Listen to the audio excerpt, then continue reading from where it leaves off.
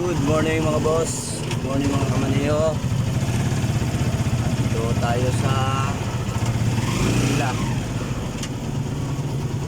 Dito sa Newman. Abang-abang po tayo ng pasahero kasi nakatuda po tayo. Ito po yung protection kay Kuya Elmer. Shout out kay Kuya Elmer, ang barker ng Mantuda. Sakay na po kayo. May init. Mababawasan ang kulay nyo.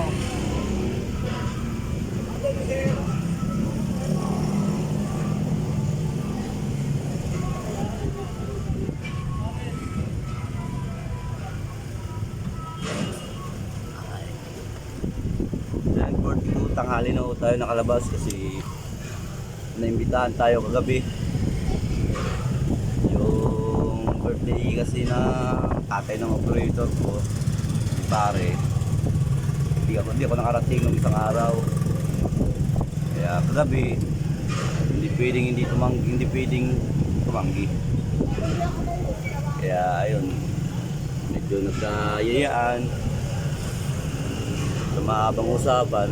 Siyempre ganoon, may nakalapag sa lamesa na Johnny Walker tayo mga boss. Pero sa ulo. Sakay na ho dyan, sa unahan. Sakay na te. Ayun ako, tayo na ang sunod.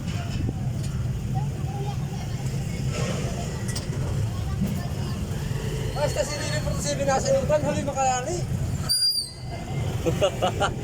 Natubos pa lang yan.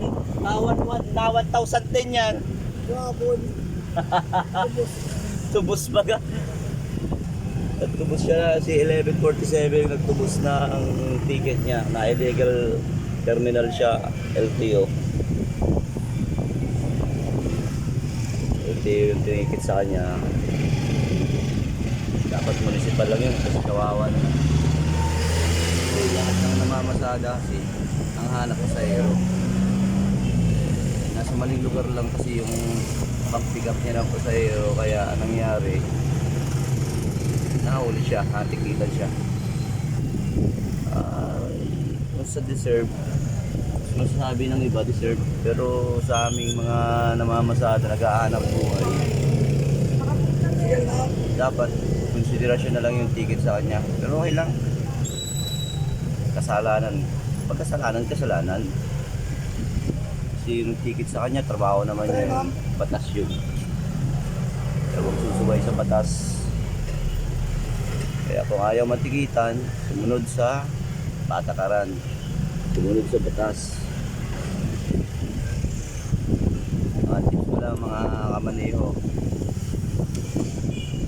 Huwag i-terminal sa hindi naman terminal. Huwag pipick up ng pasahero. Hindi naman dapat. Sakay na ho kayo. Tips lang.